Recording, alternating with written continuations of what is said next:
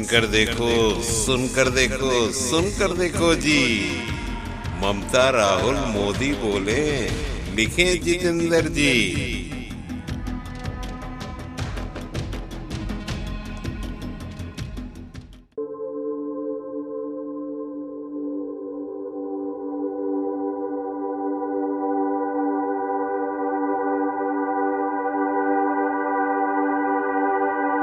अगर मुझे लिखने का इतना ही शौक होता तो मैं पढ़ाई लिखाई अच्छे से करके अच्छे मार्क्स ला के कहीं अच्छी नौकरी कर रहा होता।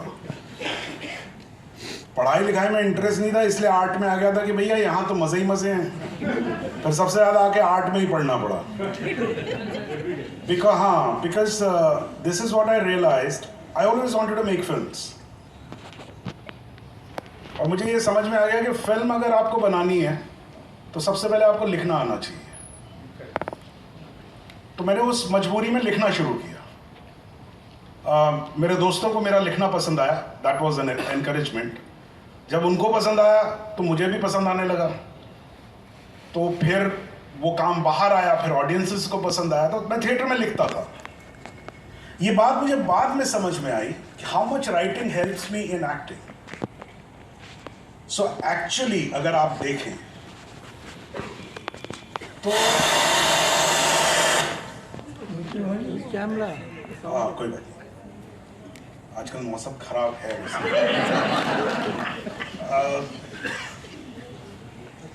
तो ऐसा नहीं होता है कि भाई मुझे सिर्फ मटन बनाना आता है, मुझे चावल बनाना नहीं आता, ऐसा नहीं हो सकता। आप खाना बनाते हैं, आपको सब बनाना आता है।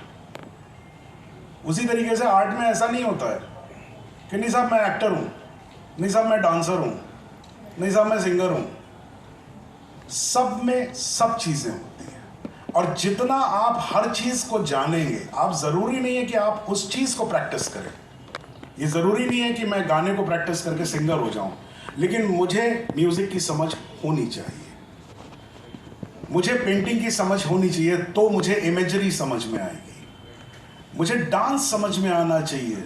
सो मुझे जो कहना चाहिए एक बॉडी लैंग्वेज है, उसको कैसे इस्तेमाल करते हैं वो समझ में आता है। मुझे ताल समझ में आना चाहिए, so how we give beat, ये मुझे समझ में आता है। So it's not a big thing. लोग मुझसे ये भी सवाल करते थे, आप इधर ही आ जाइए, बात कर लेते हैं, अंदर आ जाइए। कारा कथा बोलছে। हाँ, तो कहने का मतलब ये, लोगों ने मुझसे अक्सर ये सवाल पूछा, रहे साहब आप लिखते भी हैं, आप एक्टिंग भी करते हैं, आप डायरेक्ट भी करते हैं। मैंने उनको ये नहीं बताया कि मैं गाने भी लिख लेता हूँ, और मेरी फिल्म में जब लिरिसिस्ट को देने के लिए पैसे नहीं होते तो मैं वो भी करता हूँ। मेरे पास म्यूज़िक डायरेक्टर को पैसे देने के लिए पैसे नहीं होंगे, मैं म्यूज़िक भी कर लूँगा। मेरे पास अगर ट्रॉली चलाने वाले को पैसे देने के लिए नहीं होगा तो मैं ट्रॉली भी चला लूँगा। ठीक है, ये सारी चीज़ें कर लेता हूँ, इसमें कोई बहुत बड़ी बात नहीं है। ये हमारे यहाँ ही हिंदुस्तान में ही ऐसा कहा जाता है, अरे बड़ा अच्छा एक्टर है यार, बड़ा अच्छा डांस करता है। मतलब क्या हुआ? अरे एक्टर है तो डांस भी करेगा, एक्शन भी करेगा, डायलॉग भी अच्छे बोलेगा, घुड़सवारी भी करेगा, सब एक्टर का काम है उसका। अगर आप लोग देखें तो विदेश में ऐसा नहीं है। हर एक्टर ने at some point of time लिखा है, फिल्में बनाई, और वो बहुत अच्छे डायरेक्टर्स हैं, बहुत अच्छे राइटर्स हैं। मैट डेमन अपने आप में बहुत अच्छा स्क्रीन प्ले राइटर है। सिल्वेस्टर स्टैलोन ने अपने लिए खुद स्क्रिप्ट लिखी थी, जैक निकल्सन ने अपने लिए स्क्रिप्ट लिखी थी। अनगिनत नाम है। हर एक्टर वहां at some point of time film बनाता है, और बहुत अच्छी फिल्म बनाता है। Because you see the medium as a whole, and it's not कि भैया मेरा काम खत्म हो गया बाकी आप जानो, ऐसा नहीं है ना। सो एक्टर और राइटर और एक्टर और डायरेक्टर और राइटर और डायरेक्टर, ऐसा नहीं है कि आप समझते नहीं ये चीज़ें, आप समझते हैं। उसके अलग अलग पॉइंट ऑफ व्यूज होते हैं। Now let me try and explain it in straight words if I can. See, actor looks into the micro. You're given a character. You know the background कि अच्छा मैं यहाँ आया हूँ, ये जगह है, ये मेरा past है, ये है. Now I have to focus on that particular character, which is a micro view. Writer looks into a very broad view कि वर्ल्ड क्या है, कि भाई ऐसा है, वो जगह भी उतनी ही इंपॉर्टेंट है जितना कैरेक्टर इंपॉर्टेंट है. It's a view. So for actors few other things are important, for writers some other things are important, for director it's a wholesome thing. उसको ये भी देखना पड़ता है कि भैया आज तो फलाना एक्टर जो है वो डायलॉग ही नहीं बोल सकता है, तो ये डायलॉग उठा के किस एक्टर को दे दूं ताकि मेरा पीस पूरा हो जाए. Correct. So you will always see, actor हमेशा बोलेगा सर मेरा क्या मोटिवेशन है, मेरा क्या मोटिवेशन है. ये बड़ी पुरानी लाइन है. किसी से पूछा था, पता नहीं हिचकॉक से पूछा था, पता नहीं किससे पूछा था, ऐसा कहा जाता है. पूछा कि व्हाट इज माय मोटिवेशन, कहता your motivation is your check, go get it and act. ठीक है, क्योंकि डायरेक्टर परेशान है, वो कह रहा है क्या मोटिवेशन यार, मेरा पीस पूरा करो. अच्छा, उस पीस में उसको दिखाई पड़ता है कि एक एक्टर ने थोड़ा नीचे किया, अच्छा इसने नीचे किया तो मैं कैमरा घुमा देता हूँ, उससे इमेजरी अच्छी हो जाएगी, है ना. तो भट्ट साहब कहते हैं ये, कहना देखो एक्टर जब एक्ट अच्छा करता है ना तो डायरेक्टर कैमरा लगा के बैठ जाता है और वो बैठा बैठा देखता रहता है, और जब वो खराब एक्ट करता है ना तो वो कैमरा लेके कभी क्रेन पे चढ़ जाएगा, कभी पीछे चला जाएगा, कभी भागने लगेगा. भाई मैं किसी तरीके से तो संभाल लो इसको. देखिए जैसे क्या है, मेरा पर्सनली ये मानना है कि मैंने जो कुछ भी किया, जब आप, and I'm not lying about it, I always feel when I got my national award for Jolly LLB, which is a rare award because I got it in a rare occasion. I never got an award. उससे पहले एक screen award हुआ था, वो मुझे मिला था, वो भी रेयरिटी थी मेरे लाइफ में. लोगों की लाइफ में बहुत सारे अवार्ड्स होते हैं, मेरे नहीं थे. तो मैंने यही कहा था कि this is not an award just for me, it is for my को एक्टर्स. वो कुछ बहुत ऐसा हम्बल वो नहीं स्टेटमेंट मैं दे रहा था. It is true because you are nothing if you don't have a good coactor. You don't shine, you don't make sense. अगर आपके सामने वही बात है ना कि यार आप बहुत अच्छा सितार बजाते हैं, तबले वाले ने अगर बुरा तबला बजा दिया तो खराब हो जाएगा सब कुछ, लोग कहेंगे खराब सितार बजाता है ये. करेक्ट. सो उसी तरीके से मैं बिल्कुल इस बात को नहीं कहता, लेकिन उसमें ये नहीं है कि सितार अच्छा नहीं बजाया, भाई अच्छा बजाया है, वो तबले वाले ने खराब कर दिया, लोगों की समझ में नहीं आएगा. उसी तरीके से राइटर्स और डायरेक्टर्स सब नहीं कर सकते. अगर वो सब कर सकते होते तो फिर एक्टर्स होते नहीं. जैसे मुझे किसी ने एक बार, चलिए एक छोटा सा मैं आपको किस्सा बताता हूँ. मैं जैसे बात करता हूँ वैसे ही एक्टिंग करता हूँ, तो मैं कभी कभी थोड़ा भटक जाता हूँ और एग्जैक्ट नहीं बोलता हूँ. लाइन जो होती है उसका मतलब मुझे मालूम होता है कि क्या है, क्या बोलना है, वो उसके आसपास में कुछ बोलता हूँ, but I own it, it becomes mine. So when I am saying it I feel that I am speaking the truth. कुछ राइटर्स नाराज हो जाते हैं इस बात से. तो मेरे बड़े अच्छे दोस्त हैं डॉक्टर चंद्र प्रकाश त्रिवेदी, बहुत अच्छे दोस्त हैं मेरे, और बहुत उनका काम मुझे बहुत पसंद है. तो उनके साथ मैं एक फिल्म कर रहा था, तो उनके असिस्टेंट्स 5 असिस्टेंट कुछ खड़े होते थे एक्टर्स के पास, और जब हम लोग लाइंस बोल रहे होते थे तो वो ऐसे कुछ कागज़ पे ऐसे लिख रहे होते थे. मुझे एक तो उससे बड़ी तकलीफ होती है कि मैं एक्टिंग कर रहा हूँ और कोई सामने कुछ लिखे चला जा रहा है, तो वैसे ही समझ में नहीं आता था कि यार इसको पसंद आ रहा नहीं आ रहा है. 50 चीज़ें हो जाती है, एक्टर बड़ा इनसिक्योर हो जाता है. वो जैसे ही ख़त्म होता था तो कट हुआ. अब वो किसी वजह से कट हुआ कि भाई वो शायद कैमरा ठीक से मूव नहीं हुआ, कट हुआ, एक और लेंगे, अच्छा एक और लेंगे. असिस्टेंट आता था, सर आपने ना वो डायलॉग सही नहीं बोला, आपने बोला मैं जा रहा हूँ। मैंने कहा तो डायलॉग क्या था? कहना डायलॉग में लिखा हुआ है सर जा रहा हूँ मैं। तो मैं चिढ़ जाता था। तो मैं कहता था पहले तो तुम ये बताओ कि मैं जा रहा हूँ और जा रहा हूँ मैं में क्या फ़र्क है? दोनों में अच्छा, अब असिस्टेंट मुझसे जूनियर है ना, उसकी उतनी पावर नहीं है हायरार्की में, तो बेचारा कुछ बोल नहीं पाता था, लेकिन वो जाके डायरेक्टर को ज़रूर बोलता होगा। तो एक दिन शूटिंग ख़त्म हो गई, हम लोग गंगा में नाव से लौट रहे थे, तो डॉक्टर साहब मेरे सामने पास ही में खड़े थे। तो डॉक्टर साहब ने कहा कि सौरभ भाई मैं शब्दों को बहुत महत्व देता हूँ। मैं समझ गया बात कहाँ जा रही है। मैंने कहा जी।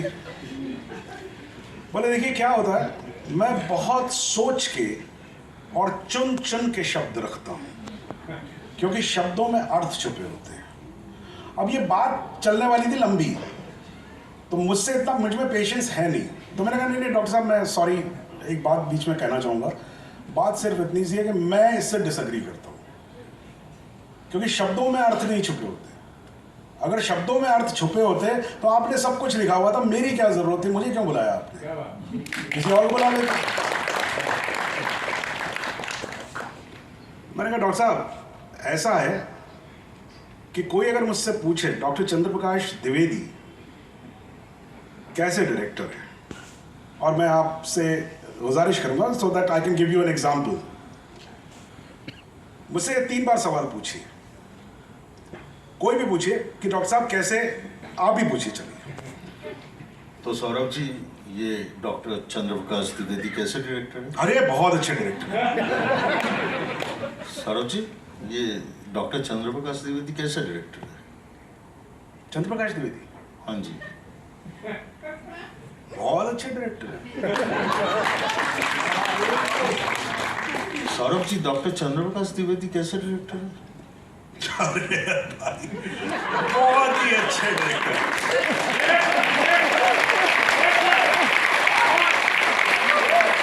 Now, this is what an actor does. The line is the same. तो मैंने डॉक्टर साहब को बोला था, डॉक्टर साहब मेरा मानना ये है कि शब्दों में अर्थ नहीं छुपे होते हैं, अर्थों से शब्द निकलते हैं। तो वो काम होता है एक्टर का कि वो जो शब्द पढ़ता है उसका क्या अर्थ है, उसको कैसे कहना है, कहाँ रोकना है, कैसे एक्सप्रेस करना है। That is the flesh and blood you are talking about. And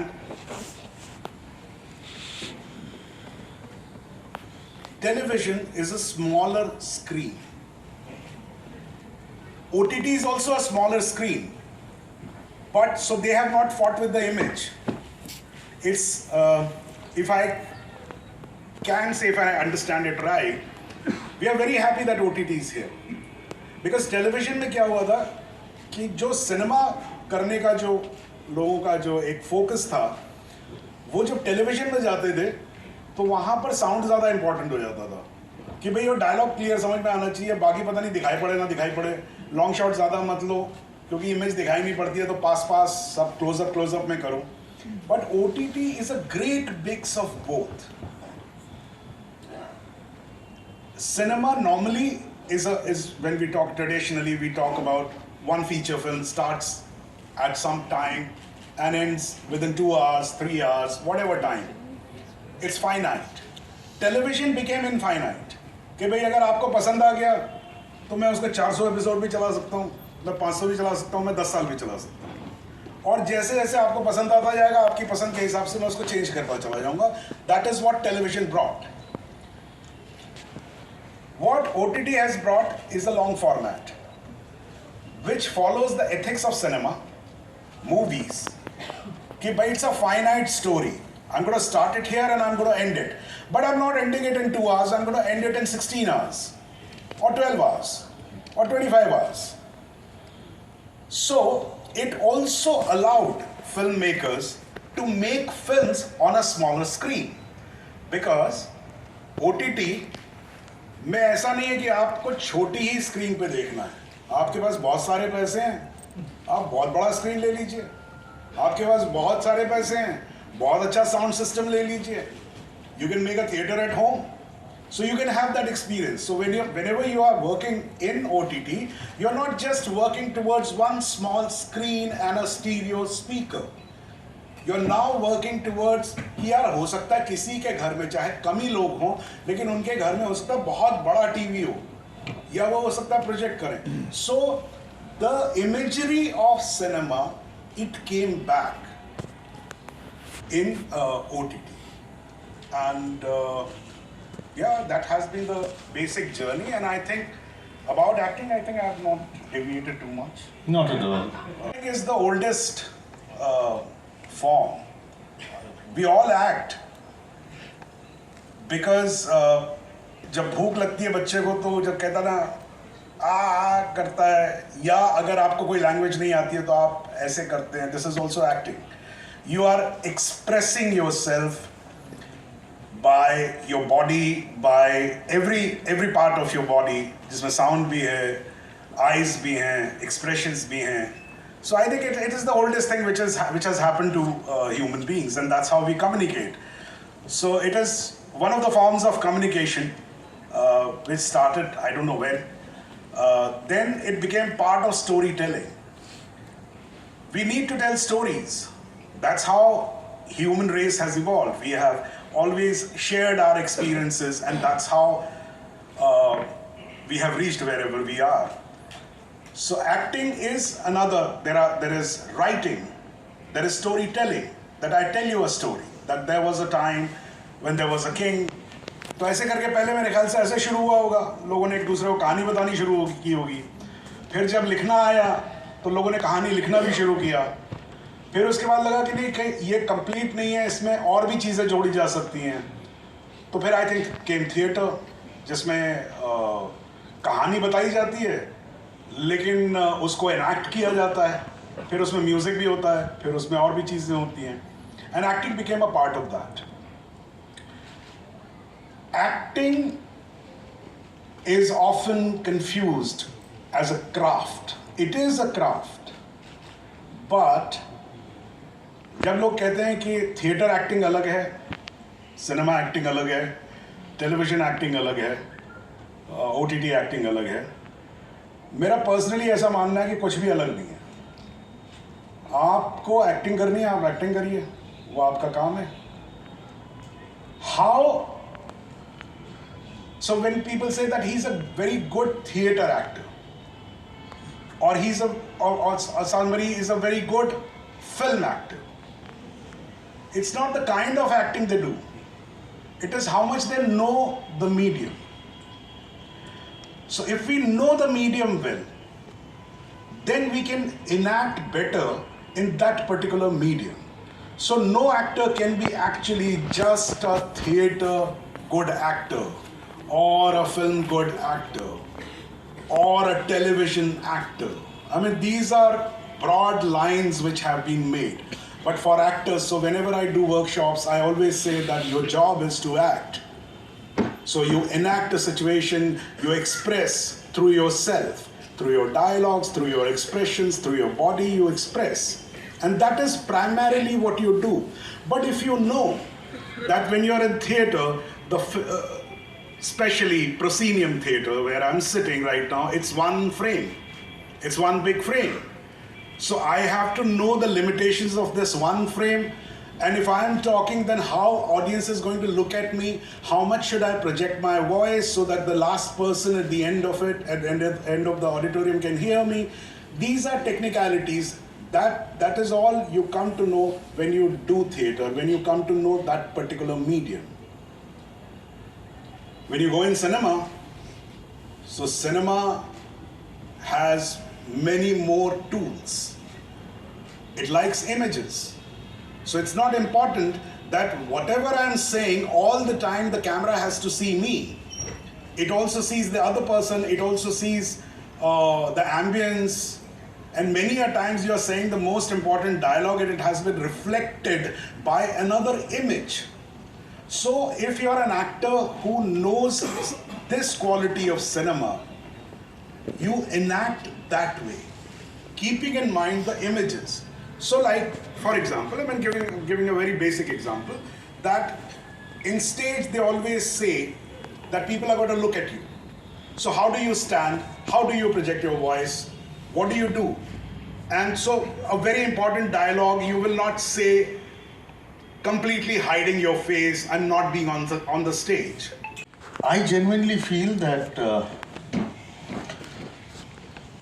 an actor who survives is an actor who evolves.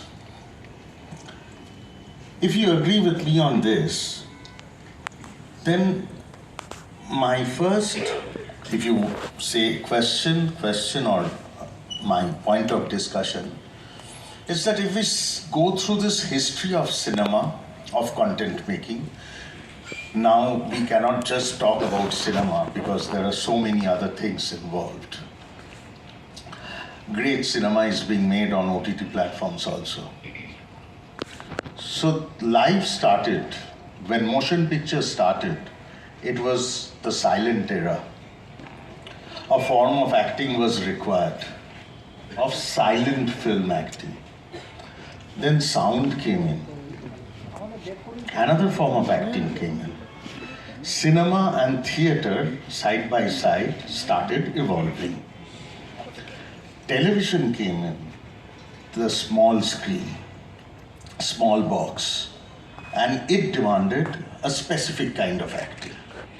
And now during COVID, the OTT platforms just splurged, mushroomed, and it led way to a completely different genre of acting and challenge.